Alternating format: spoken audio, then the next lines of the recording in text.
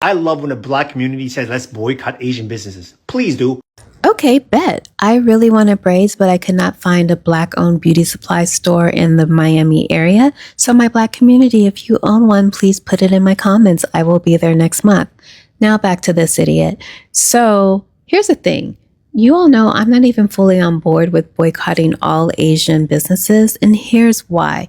I feel like someone is being untouched when minorities keep going after minorities. We need to go after white supremacy and capitalism, in my opinion. So I would boycott all Shell gas stations so they get the message that it's not, we're going after the green, not after the race. And they will start checking each other because it will be like, hey, I know you're Hispanic, but you just did this gross injustice and got away with it. And you own a Krispy Kreme. So now every Krispy Kreme is about to be out of business except the black owned ones. And they need to do this with everything because, like, say it's police brutality. We might not be able to go against the police directly, but hey, that police officer goes to XYZ theater every Friday. We boycott those theaters until they start checking themselves and say, leave the black community alone because they are going to bankrupt us one by any connection necessary to the green, not to the race. And to be clear, this is not saying to not spend black dollars in black businesses. That should be a given. Asian man that came on TikTok talking about how black people can go ahead and boycott their businesses, whether it's beauty supply stores and nail salons, and how they can just go over to the white neighborhoods and get money from them. Okay, then go do that. Because if it was so easy for you to be in those neighborhoods, then why weren't you over there to begin with? It's strategically placed for beauty supply stores, nail salons, and liquor stores to be placed in the black community because you know that's where all the money's going to come from. The Asian man that came on TikTok and said what he said is a prime example of why black people are boycotting to begin with. They're just exposing what we've always known, this secret weird hatred, this secret weird animosity towards us when we've done nothing to you. I saw another young lady on TikTok talking about how there was xenophobia that was being pushed towards Asian community when Donald Trump had first got elected and Asians were getting beat up in broad daylight. And she was talking about how when Asians were talking about POC solidarity and black people came to their aid, but now it's shoes on the other foot, they're nowhere to be found. It's our problem and it's our fault. Which is exactly why black people are boycotting, because we recognize that we can have solidarity for everybody else, but nobody can have solidarity when it comes to us in our community. So yeah, fuck all those Asian businesses. Fuck all of them and Please boycott us. Please, please, please fuck up innocent Asian families' livelihoods. That's how you sound to me, by the way. This whole boycotting Asian stores thing is extremely reactionary. Why are we grouping every Asian person into one easy target? And I know people are gonna say, is that your main takeaway? Or, now is not the time to be talking about this. To which I say, no, that is not my main takeaway. My main takeaway is that Rick Chow should be put in prison. And it's insane how our legal system allowed someone who has a track record of shooting people to own a gun. Shouldn't we focus on that? Nope, all Asians are basically the same, so fuck them all. Also, if now is not the right time to speak about the boycotting, when is? Should I wait until Asian businesses are financially struggling? I don't see how the boycott would accomplish any meaningful change. Let's say it works. What then? You think racist Asian business owners will change their mind after being boycotted by the black community? If anything, tensions are going to rise and there are going to be more violent crimes perpetuated by both sides. It's such an Israeli mindset to blame all Asian people for the murder of Cyrus. And I will not forget how people like you threw Asians under the bus to pander to a grieving community. Also, hi Dr. Gia, I saw you in the comments of that video agreeing with that lady.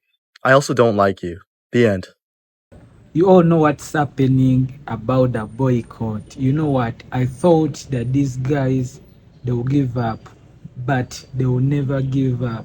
Their stores gained momentum. They are saying they won't tolerate the black boycott. Let us watch this video. Why do Black Americans always pick a fight with every damn group of people and race in America and also outside of America? It's crazy because every time I see this happen, they always say, well, let's boycott these people. So they've tried boycotting Targets, Home Depot, African restaurants, African braiders and salons, and now Asian businesses. And what's funny to me is that they always try to use this movement to boost like black businesses or support black businesses.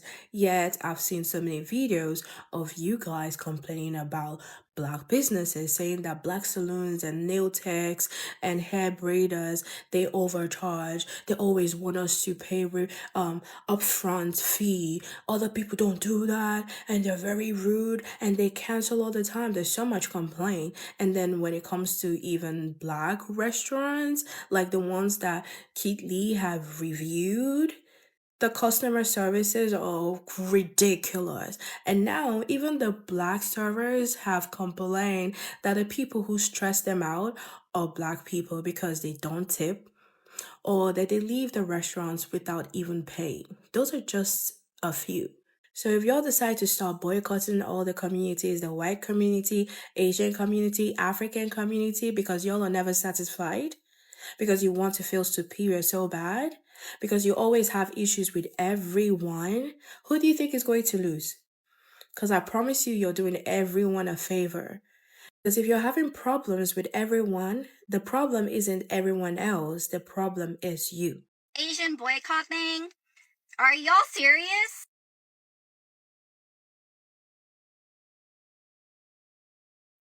Because I think it's pretty clear what's happening. You're about to completely miss the point of what the boycott is and why there is a boycott, and you're about to play victim, right? That this is like just an excuse, a nitpicked excuse to be more openly racist to Asians. Mind you, this is a result of anti-blackness from the Asian community, my love. And the response is black folks are saying, hey, we're just going to take our spending power elsewhere, to places where we are respected. Wanting to spend money with someone that doesn't respect you is not you being racist. More than you guys already are. I have a question. Okay, so as the palm color bitch, are you talking to white folks or... Because you can't be talking about the folks that you follow around in your stores. You can't be talking about a group of individuals that actually led social justice movements that you benefited from. You can't be talking about the group of individuals that your Asian rappers base their whole identities on. I'm just a little bit confused. Who are we talking about? Like, do you guys think we're not aware of how much racism Asians actually face? Don't think anybody was saying that. I don't think anybody was saying that Asian folks don't face racism in America. I feel as though the conversation was more Asian folks in America realize, call out the racism of their own community. Asian Americans stop trying to gain this proximity to whiteness. Don't see the issue. Oh my God, if there's Asian Americans that are being racist, there's a group of individuals and they say, hey, I actually don't want to spend money with y'all. Why are y'all crying? And also, did we forget about Stop Asian Hate, a movement that was made specifically because Asians as well were getting targeted racially and killed? You know that Asian Americans weren't allowed in the United States until the civil rights movement that was led by black Americans? Is this conversation like, are you trying to have this with white folks or who's the target audience? I don't know if you knew, but the Asian boycotts weren't led by the palm color folks, right? So if that's who your energy is towards, maybe take the Asian boycotts out of it. And because of one scenario? Just because you say it's one scenario doesn't make that true. Yikes. Mind you, Asians in general have gone through so much racism. And nobody is saying that Asian folks aren't experiencing racism. My love, who said that? Being honest, the Asian community should have more smoke for the palm color folks. Instead of trying to be the model minority, the honorary whites. Peekaboo. Y'all want to use that as an excuse to be like openly racist towards Asians now and like have a reason to like destroy their businesses? A boycott is not racism. Not wanting to spend money with someone is not racism. Even if it was just one scenario, the gaslighting, acting as if though it was nothing, and oh my God, but like, you want to destroy my business. Why would you want to deny, like, say that you don't want to spend money with me when I'm literally, this is how my community acts, and I'm just, but still spend money. I'm not going to talk about it.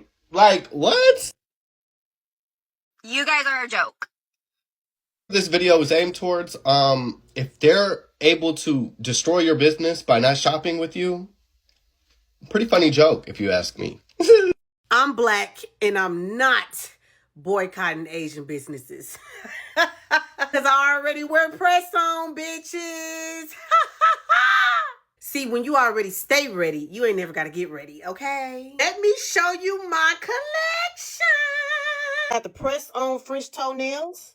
I got the press-on French nail tips, these nails, and these. And I also got some custom nails here. These were $30 for perfection. $30. Okay, I don't have time to spend $100 and they still fuck them up. Look how good these nails look, okay? $30, okay? They didn't cost me $80. I didn't have to wait an hour to get them done. They're done already. All y'all had to do was glue them on and I'm out the door. I hope y'all learned something today. Support Black businesses. I just took my nails off myself, just one by one. These are my real nails. I'll just polish them, and I'm still not going to the Asians. I'm not going back. I'm standing behind what I said. If you're going to a nail tech, go to a Black nail tech. That's it. I would like to thank the Black people who have come forth and stated how useless it is to boycott all Asian businesses just because of one incident. We are not all the same. We are not all one culture. We are not our parents' generation. We are not going to call for a boycott of all Black-owned businesses after a Black on Asian crime. At least you're not going to see me doing that. And by the way, we don't claim this guy. No, we need to be focused on other things. We need to come together because I promise you it's a bit sus that this case received all this attention and went viral seemingly overnight. Back in 2023 when the incident happened, this was not on our radars. Now in 2026, when racial tension in this country is at an all-time high, now we hear about this all of a sudden. It's being covered by every single major news outlets who are run by the ones at the very, very top. Don't get me wrong, we should talk about these things. They are important. But I think it's time to talk more about unity because things seem like they're devolving into a race war. If you're curious about my thoughts on the case, because I've been away for about 2 weeks and I'm just coming back now, I don't know what to say. It is tragic a kid lost his life. It is tragic we do not have footage of the climax of the situation. Everybody has a counterpoint to every point from both sides. I will just say, there was no need to chase that kid out of the store. It doesn't matter where you stand. You can say it looked suspicious. Maybe they were fed up at that point, whatever.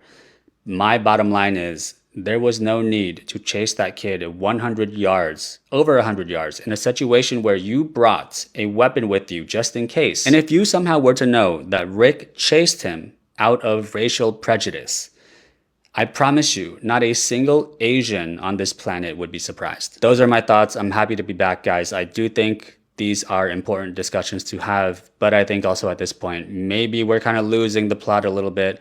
Let's push for more unity going forward. Thank you. An Asian content creator got on this here internet wearing what can only be described as a Black American starter kit and decided to tell Black people that our money doesn't matter. Okay. According to him, Black people need Asian-owned businesses more than Asian-owned businesses need Black people. A boycott wouldn't move anything. The loss wouldn't register. Our dollars don't count. Now, this might just be me, but if I genuinely believed that somebody's money didn't matter, I don't think I'd spend my afternoon making a video about it. So naturally, I went looking at the history. Because this conversation isn't really about just one video, right? The very second that Black people start talking economics, where our money goes, who profits from it, who builds wealth off our communities, people get uncomfortable. That same discomfort doesn't appear when other groups do the same thing. Every immigrant community that's come to this country has done it. Jewish, Chinese, Korean, Italian, Indian, Armenian, pooling resources, building businesses, keeping their money inside their communities for as long as possible. Nobody finds that controversial though. But what they fail to recognize is that we understood the same thing. We had to. After slavery, Black communities built banks, hospitals, insurance companies, schools, newspapers, whole business districts. The Greenwood neighborhood in Tulsa, Oklahoma had 191 businesses. It had 2 schools, a hospital, and a library, all by 1921. They called it Black Wall Street.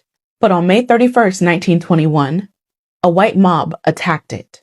2 days of looting, burning, and shooting. But it's us, right? We're the problem. 35 square blocks destroyed. More than 1,200 Black homes, businesses, schools, and churches, y'all, burned to the ground. World War I era planes dropped bombs from the sky on the Greenwood neighborhood. The official death toll was 36. But we know the estimates were around 300 Black people killed, murdered. The survivors were rounded up and held in internment camps in their own city. They were issued identification cards and couldn't leave without permission from a white supervisor. Insurance companies refused every claim. They had something called a riot clause. Not a single Black resident ever received financial assistance to rebuild. So when somebody gets on the internet and tells black people that our money doesn't matter, I automatically think they're a dumbass. A racist dumbass. Corporations spend billions chasing black consumers. Political campaigns spend millions trying to reach black voters. Entire industries are built around marketing to black communities. Our money matters. It mattered enough to burn a city for it in 1921. It mattered enough to redline neighborhoods for the next 50 years. It matters enough that every quarter, somebody's profit and loss statement depends on us showing up. Apparently our money matters right up until we start talking about where we want to spend it. Then all of a sudden it doesn't. Right? Nobody's entitled to black customers. We spend our money where we want. That's how markets work. That's how capitalism works. That's how every other community inside this country operates. The fact that this becomes a controversy every time black people say it out loud tells me that this was never about money. It was about leverage. And this country has been comfortable with black spending. It's black leverage that's always made them nervous. But if you know anything about me, you know I love a good challenge. Shop black. Spend with your people. I'm gonna show you better than I can tell you. We gonna show you better than we can tell you. Invest in black businesses. Build the community. Y'all, we are overdue.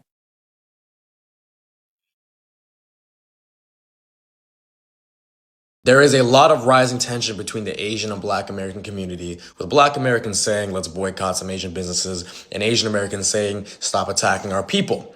And this is all being caused due to the acquittal of Rick Chow in the murder of Cyrus Carmack Belton. And it's upsetting seeing this divide occur, because we should all be, with each other in solidarity as minorities, right? I think we can all agree that Rick Chow should be in prison. He shot and murdered a 14-year-old boy.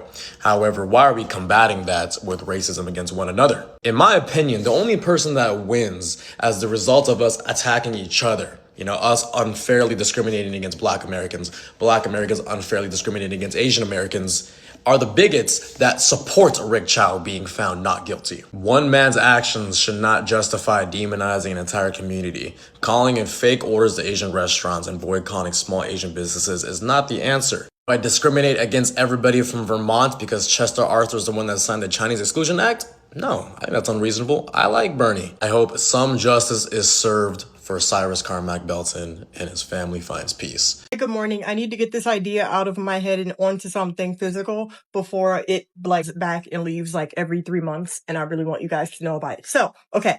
What if we had an alternative to the pigs, right? We need an alternative that only works for us. What if we put together a crowd fund of sorts to fund and finance Black EMTs, first responders? These are all off duty. We need off duty Black people that are already pre-trained for how to handle situations when they escalate. So what if we had dispatchers, right? We had our own dispatchers, and then when we call, say 411 instead of the other one, call 411, and you explain what you need to the dispatcher. That dispatcher is going to dispatch someone that, depending on what you called for, a Black EMT, Black officer, because there's other things too, for mental, like a Black therapist, so like a Black crisis intervention, physical, anything that we can have off duty people that look like us on freelancing, but set it up where when you call 411, you get a dispatcher, explain to the dispatcher what happened. They're trained, maybe not trained 911 dispatchers, but they're going to be trained dispatchers the same way that they would handle any other situation, any other emergency. And I'm talking really fast because I'm trying to get this idea out. I don't want to go away and come back in 90 days. But yes, dispatchers that dispatch to Black, trained personnel that go and come to your house and handle whatever your crisis is. If it's domestic violence, if it's child abuse, and you need someone to be arrested. As far as arrests go, the arrest would be, you would be detained by these personnel, whoever the offender is, and you will be delivered to the police department. I don't have another alternative for that. Feel free to pick one up or put one down in the comments, but you'll be delivered by us safely, fully intact, not abused, not halfway dead, none of that. Just take you where you're supposed to go. I just thought of something else because it can also be used to intervene in the case where you see someone black outside committing a crime, but it's not necessarily a violent crime or something that you think that they should be beaten to the ground for before they get to the precinct. Like we could use it as an intervention way to alert a police officer that looked like us or anyone that looked like us ahead of time to go pick that person up because they are clearly doing something illegal and they need to be off the street. They just don't need to be also unalived while off the street. Well, guys, I guess congratulations are in order. We have done it again. This is week 3 and the Black Wealth Transfer. What was initially the Asian business ban or boycott. It went from a boycott to a ban real quick. And now, as you can see, the stores are empty. This is on a Monday. This is around 5 o'clock after work time. Normally this is a good time to find this store very busy. Even during the weekday, it doesn't matter. And the fact that it's this empty is very telling. They dared us and we came, we saw, and we are conquering. I'm so proud of my community. I'm proud of everybody who is not shopping and who is intentionally looking for Black-owned businesses for your needs. And I just want to say thank you to everybody because this little boy's life will not be in vain. Ashe. All I know is, honey, y'all got these Asian businesses shook. Y'all got them shook, honey. Baby, I walked in an Asian business today and they were speaking like, how are you? How may I help you today? What would you like? And then they was just so extra friendly and have never, ever been like that. Like, I've been going to them for like 4 years now. They ain't never been so nice. Now, y'all got these Asians shook over here. Now, don't ask me how I know now. Don't ask me how I know. Ma'am, we boycotting these type of businesses. I don't know why you're going in here. You might not have heard what's going on, but look up Cyrus Belton. Oh, yeah, I know about it. Yeah, but you're still going in.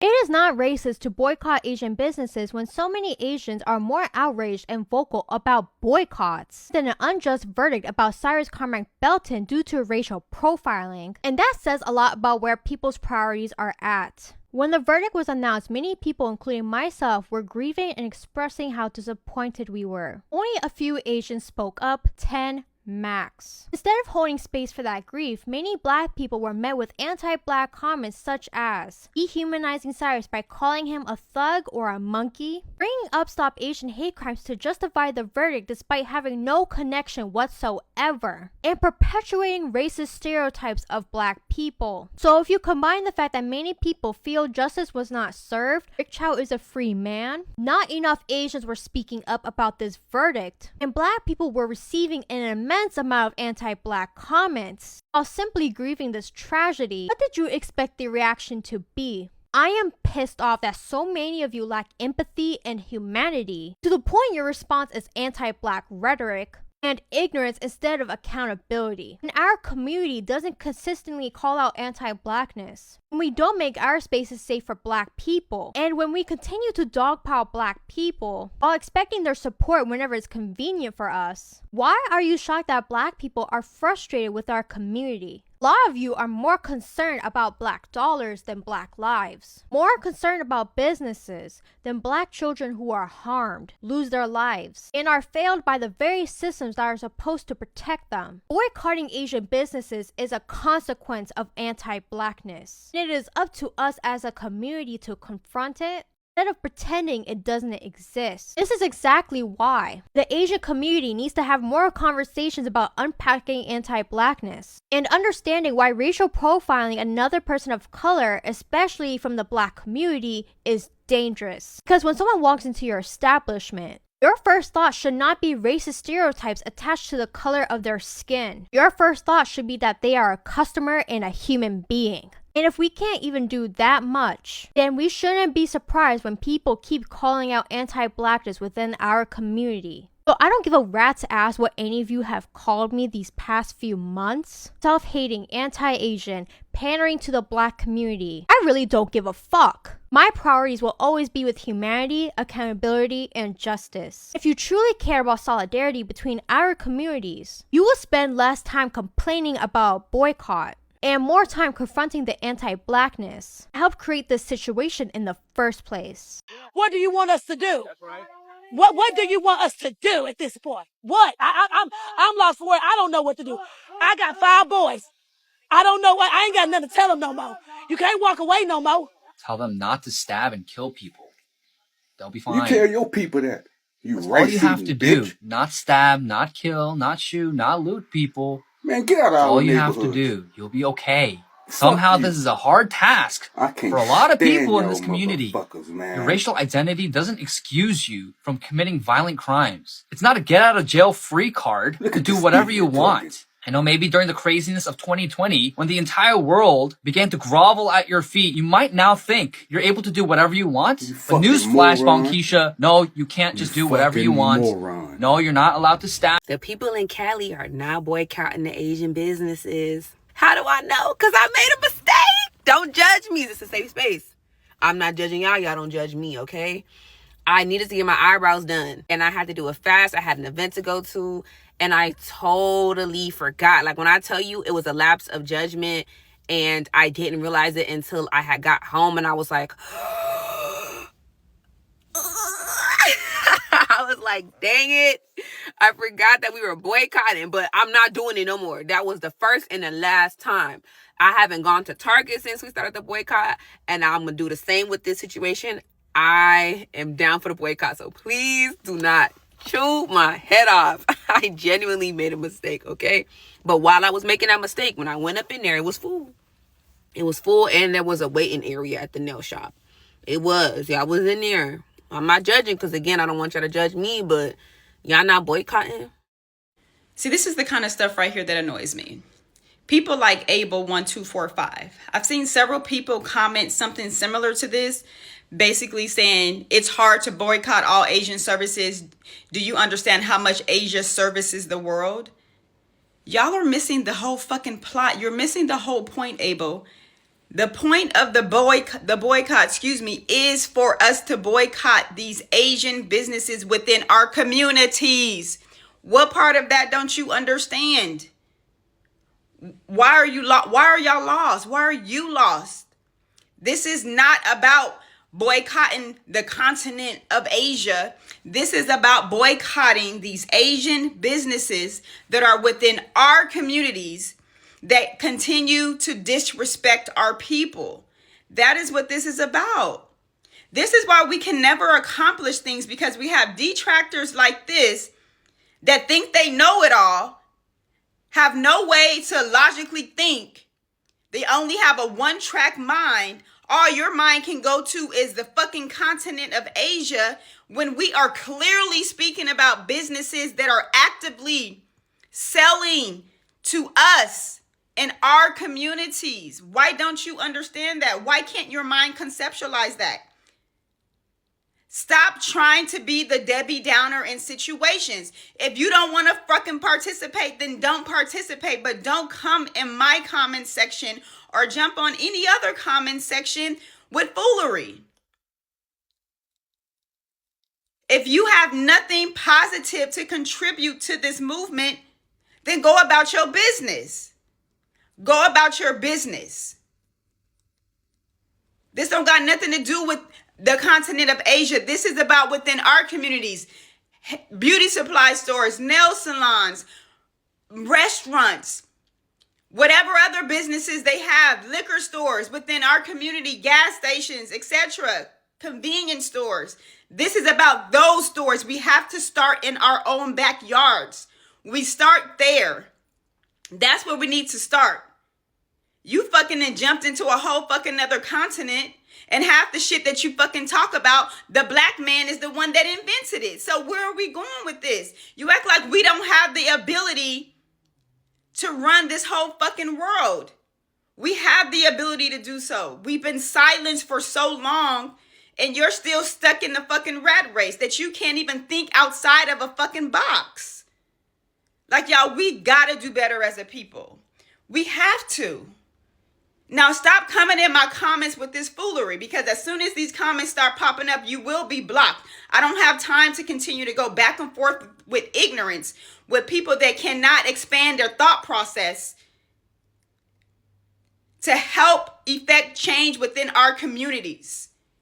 Like, damn, it ain't that fucking complicated. Since we began boycotting, I've been having a hard time trying to find a Black-owned nail salon. Keep in mind, I just moved to New York. I'm willing to go anywhere in the city. Like, it doesn't matter which borough. I spent hours on Google yesterday, Google, Instagram, just trying to find someone to do my nails. And when I did find a Black salon, they were charging, that accepted walk-ins, they were charging $100 starting for an acrylic set. And I'm sorry, I just don't got it for you. That's out of my budget for nails, especially if I'm going to be doing it every 2 to 3 weeks. Like, can't do that. I did end up going to a salon. It was a Hispanic-owned salon, so I did stay true to the boycott, but I would really like to find a Black salon. This is what I got. And I typically don't even get designs, but the pricing was so good that I paid $70 for this, that I decided to do something a little more fancy. So I'm still looking. Hopefully someone can direct me to a Black-owned salon for nails and lashes. I don't want to go to anyone's house. I don't really want to make an appointment because I get my nails done sporadically and my lashes as well. So if you know of anywhere I should be going, please let me know. The only way this boycott of Asian-owned beauty supply stores, nail salons, and businesses is going to work is if both the service providers and the customers get information. So get in here. That's exactly what we're going to do. We need ground rules right here, right now. Okay, so first and foremost, let me just say that I am someone who recently was attempting to purchase a Black-owned beauty supply store that was going out of business. The funding was there. The sellers accepted my offer. And for whatever reason, the landlord decided not to offer me a lease. Apparently, they want to combine that retail space with the empty retail space that's next door. Mind you, there's another Asian-owned beauty supply store right there in that same shopping plaza. So I think it has a lot to do with that. So my goal right now is working on opening up a beauty supply store and possibly even a nail salon. The only problem with the nail salon is that I don't do nails. So I want to open something to where if everybody doesn't show up for work that day, I can still open my doors because it's something that I can do.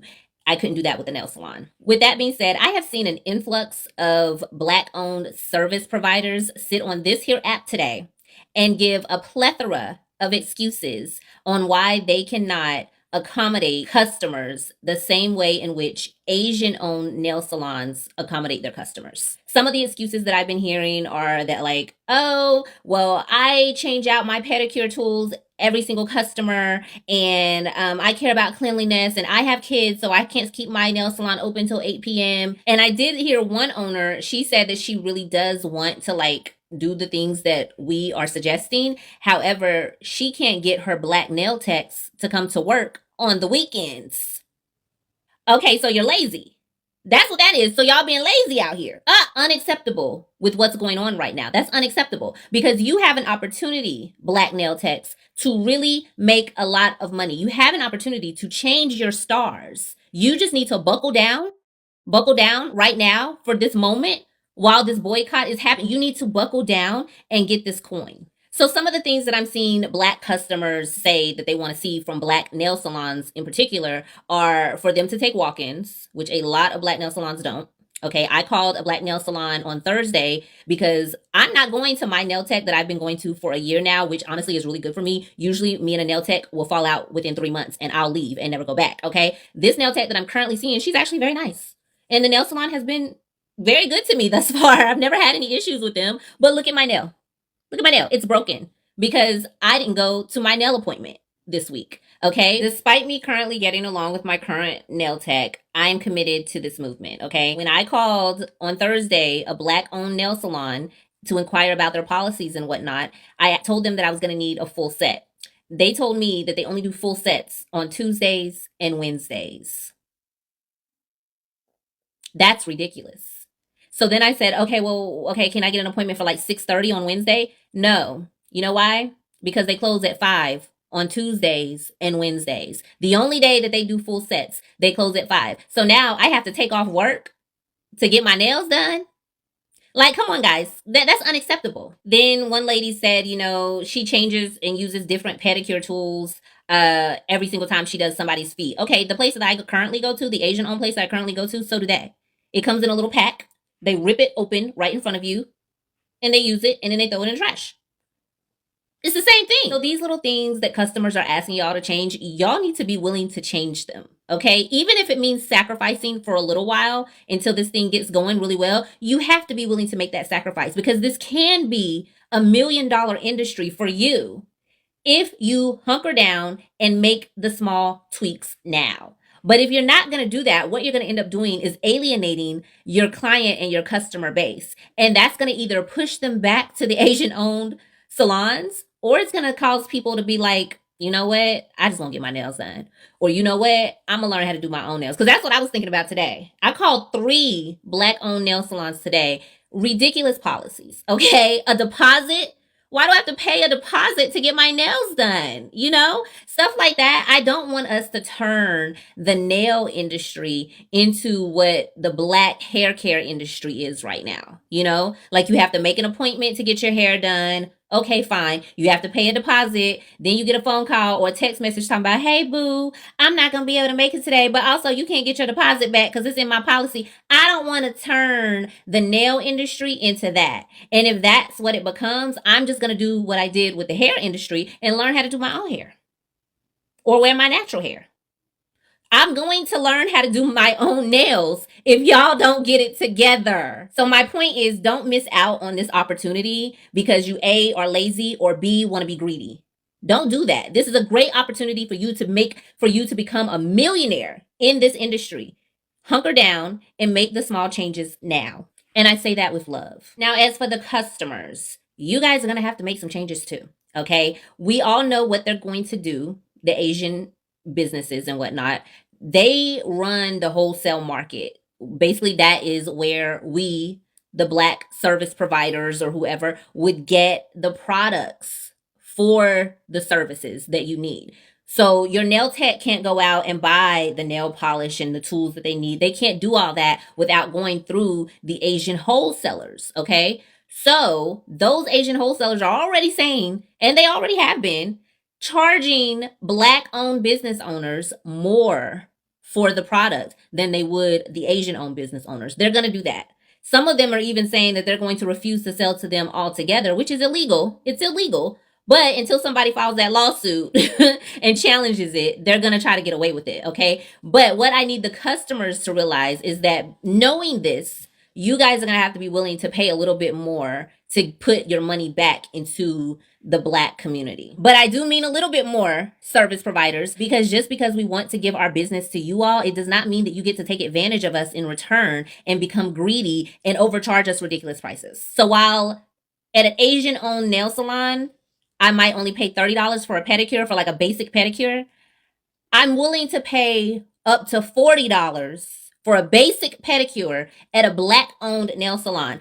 I don't think I should have to pay $75 for a basic pedicure, okay? We're not talking any type of special scrub. We're not talking fruit and petals and stuff in the water. We're not talking none of that. The wraps, no, we're talking basic. You scrub my feet a little bit, put a little lotion on my legs, and trim my nails up and polish them. That's it. No gel, no nothing. $40 is acceptable. Why did I call a Black-owned nail salon yesterday? Why did I call them and they told me for a basic pedicure it's $75?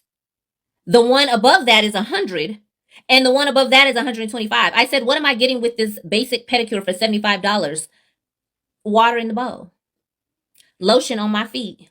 That is unacceptable. service providers. Okay. While I know and I realize and I understand that your product might cost a little bit more, that lotion that you're putting on my legs is not costing that much more. That water in the bowl does not cost $75.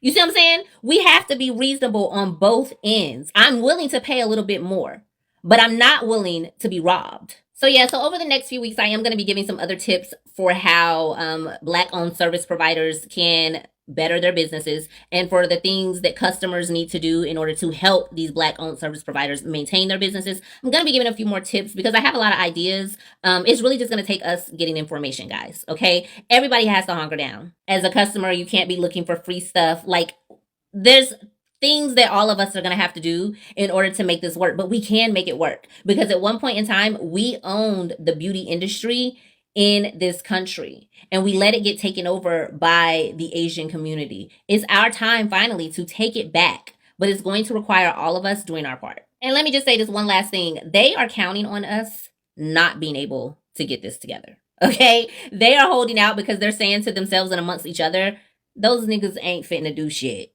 That's what they're saying because they know how we don't stick together in our own community. So don't prove them right. If you're a service provider, if you're a customer, don't prove them right. Thank you for watching Great Minds Blacks.